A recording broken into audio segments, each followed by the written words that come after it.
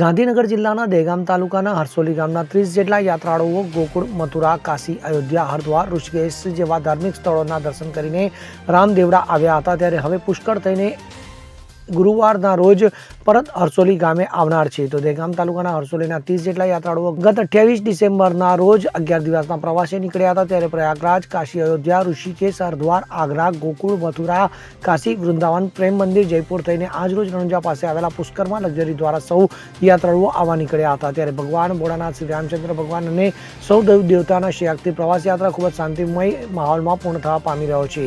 તો સૌ યાત્રાળુઓએ રામચંદ્ર ભગવાનના તેમજ ભોળાનાથ ભગવાનના ધાર્મિક સ્થળોની મુલાકાત લઈ તેમની આરાધના કરીને તમામ સ્થળોની મુલાકાત લઈ દર્શન કરી ધન્યતા અનુભવી હતી. તો આ યાત્રાળુઓ પ્રવાસ દરમિયાન ભાવભીના બની ભગવાનની ભક્તિમાં અને ભજન કીર્તન સાથે ખૂબ જ ખુશી પ્રાપ્ત થવા પામી હતી. અગરસિંહ ચૌહાણ સાથે CN24 ન્યૂઝ, હરસોલી, દહેગામ.